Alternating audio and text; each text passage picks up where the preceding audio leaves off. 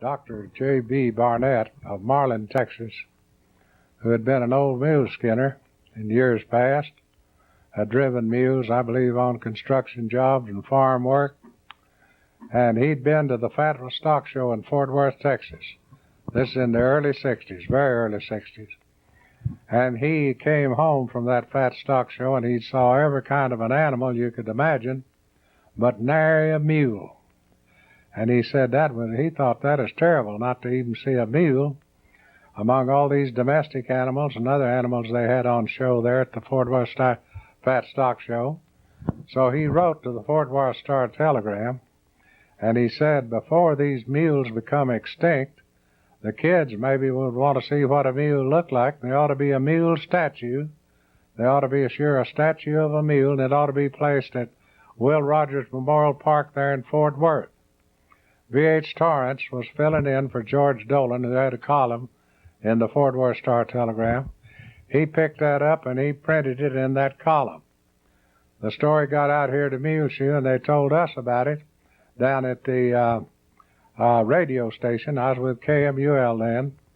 I put KMUL on the air, down there in 56. So anyway, the idea came to us, and we got to talking about it. A statue to a mule. Well, Mrs. Middlebrook's fifth grade students, I believe it's fifth grade. Fourth grade, Maggie said. So that's all right. That's pretty close.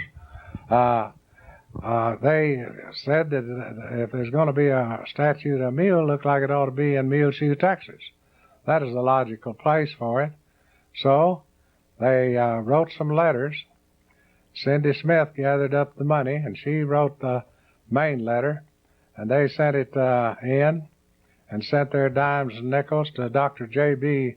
Barnett and told him that they thought the monument ought to be in Muleshoe, Texas. We thought so also at the radio station. We talked about it quite a bit. Carol Pouncey, who was with the newspaper here and was also with the Chamber of Commerce and was a good friend of the radio station, and he and I were good friends. He started to write some stories about a monument to the mule for Muleshoe, Texas. Well, Dr. J.B. Barnett got into the act then. He said, well, he'd just come out here to Muleshoe. Since those kids were so interested, they'd gather up their nickels and dimes. They'd gather up their nickels and dimes and send it in there to help put a monument to the mule, and he came down here. Well, when he got down here, of course, the Chamber of Commerce of the city, and none of them took it over.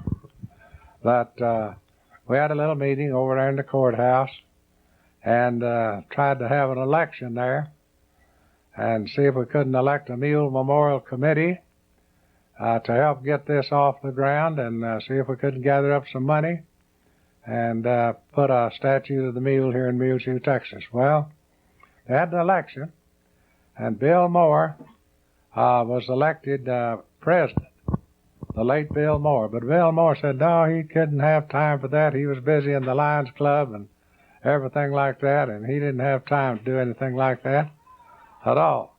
Next, my name come up. How about me? So they put me in as the president of the Mule Memorial Association. There wasn't any other officers there actually elected at that particular time, but there was a committee there, and we selected later on Harmon Elliott was the first vice president, and Robert Alford was the secretary-treasurer. And Carol Pouncey got the feeling around and wrote some pretty good articles and sent them to some of the big city newspapers like Kansas City Star, the Chicago Tribune, Los Angeles Times, the Phoenix newspaper, Dallas and Fort Worth and Houston. And by golly, they picked up these stories that there was going to be a monument to the mule in Muleshoe, Texas. We hadn't decided whether it's going to be bronze. And then we found out bronze was way too expensive, Well, we couldn't raise that much money for bronze. Talked about iron and cement and everything you can imagine about making the Mule Memorial out of.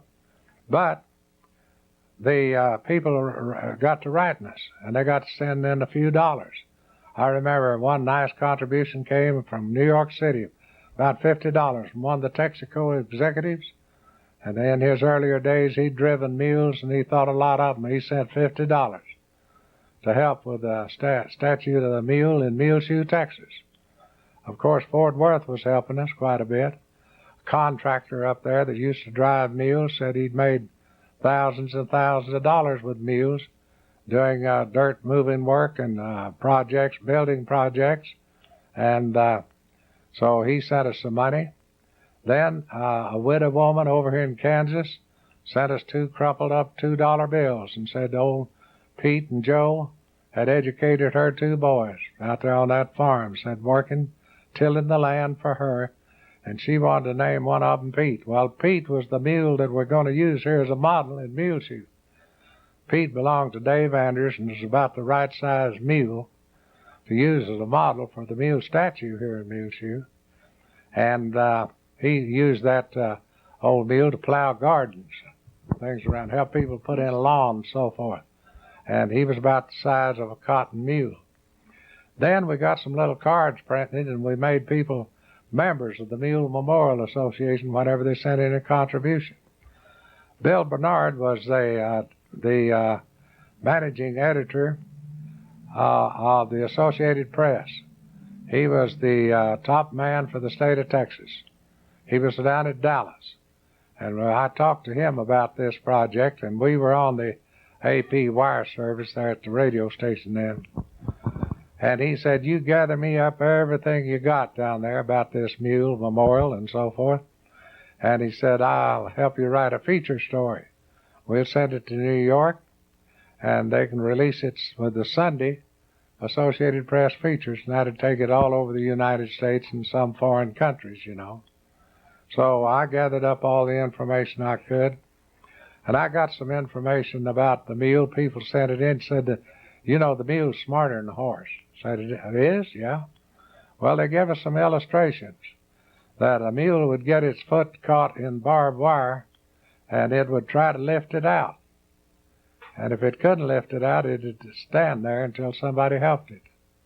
But a horse would go to rearing up and would tear his leg up, trying to get out of that barbed wire, but a mule wouldn't do that.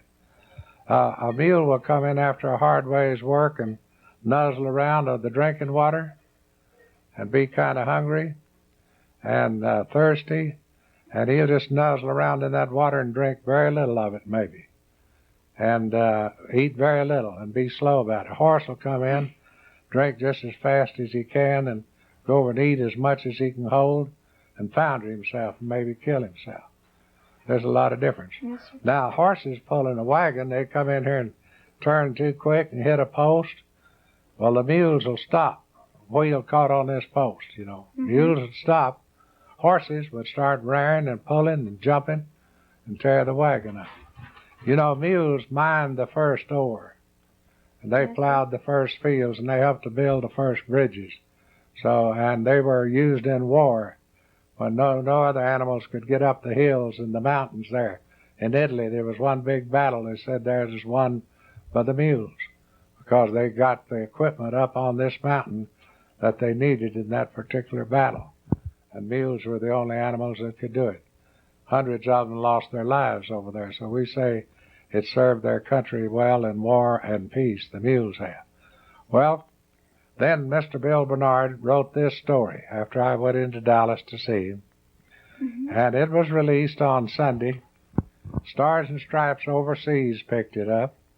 And we started getting money, I guess you'd say, from all over the United States up into Canada and overseas, too.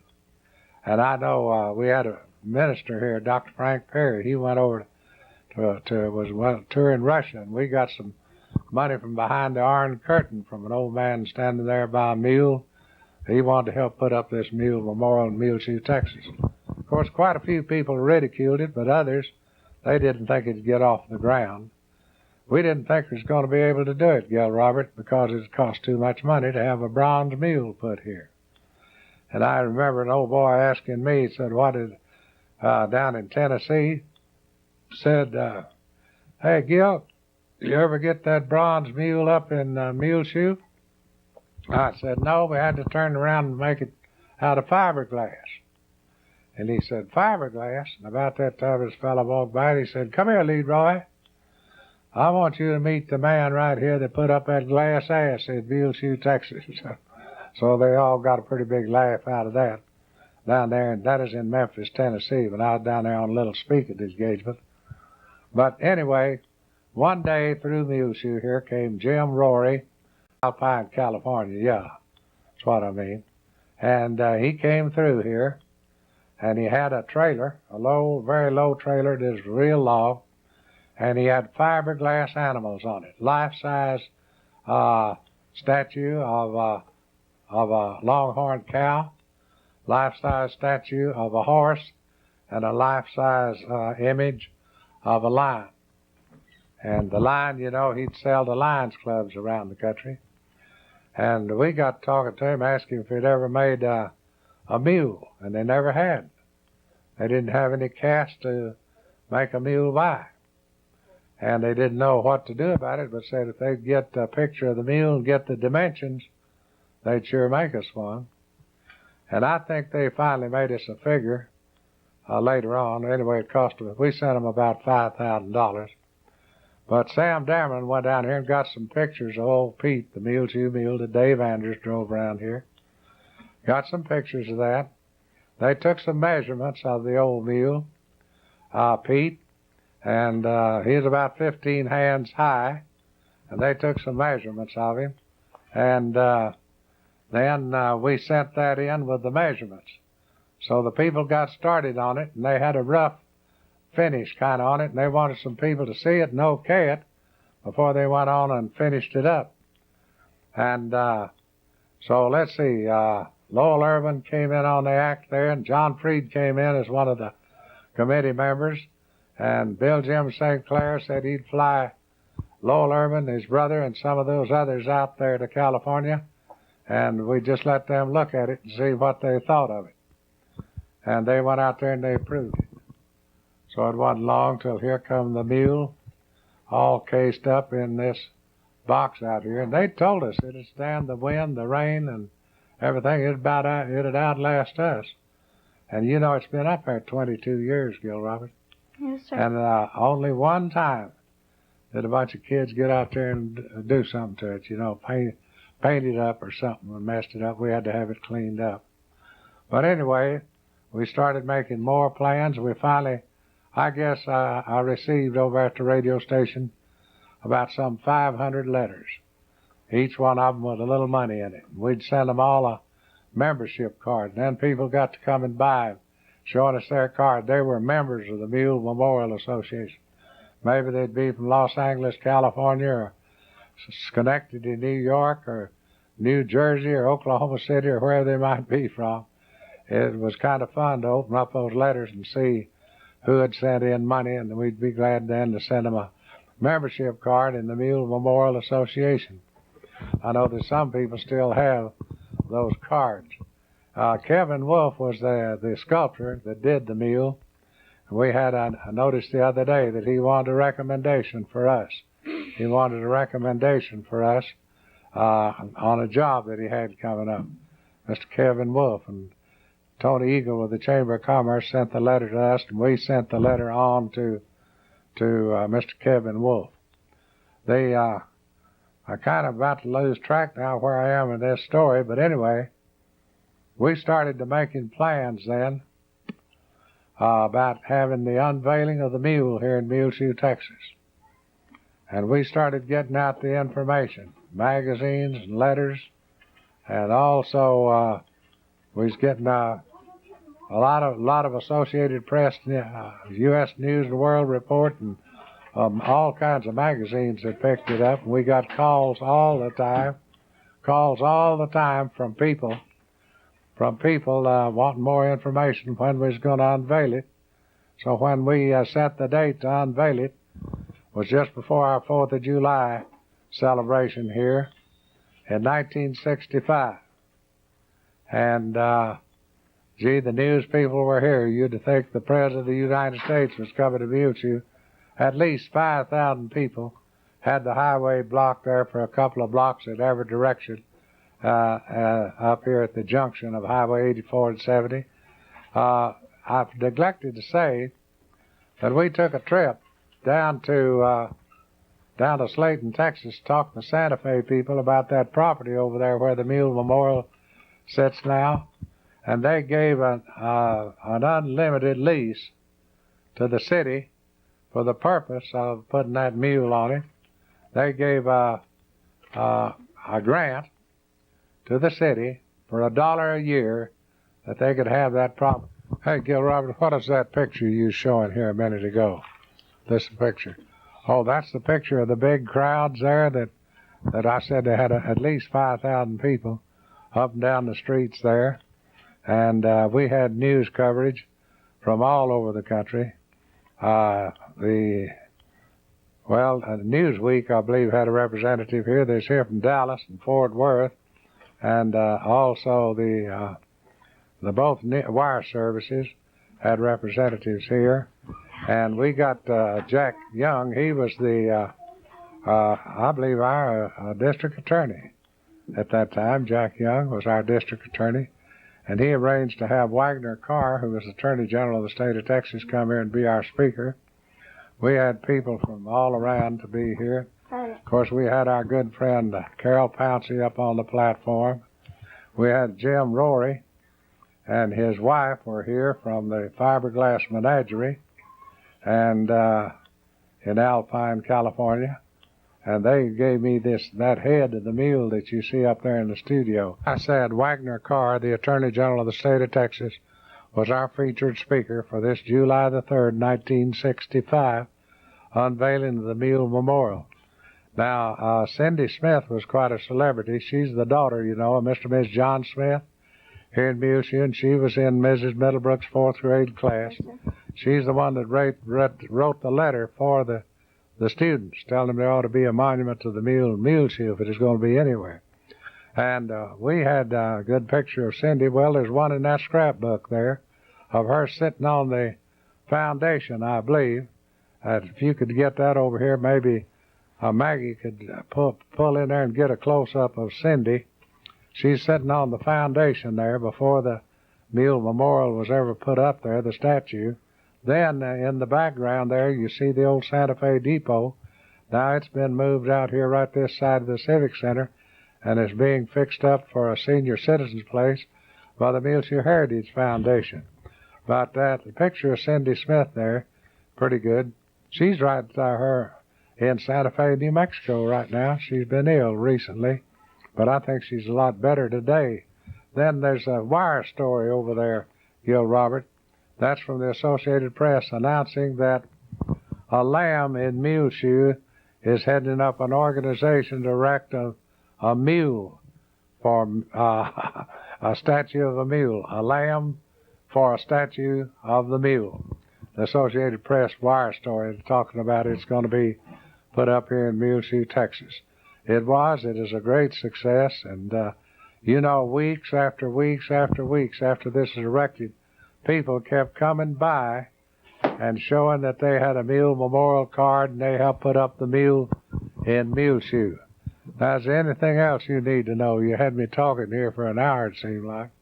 Well, Pete was sold to some people up in Oklahoma, and Dave Anders let him get up there, and we let him get away. We didn't know anything about it, and he died up there. Old Pete died. So that is the end of the Mule Memorial story. It's served here in Muleshoe as a meeting place. Say, well, I'll meet you down at some of the kids call it the Mule Lot. Others say I'll meet you down at the Mule Memorial place down there. They put a Christmas tree up there every year on the lot. Then there's a little Santa Claus building sitting right on the corner of the lot there by the mule. You notice the mule's headed west. The statue of the mule. And it certainly stood up in the wind and the rain and hail and everything that we've had and the snow. And it hadn't blemished it at all. And the kids haven't marked it up or like they thought it would. And I had many people come by and when we were dedicating the mule or unveiling it and say, I'm sorry, I thought this was a pretty silly thing. But he said, it's great. It really is great, and say they're sorry they ridiculed it. Because we're going to do that here in Muleshoe.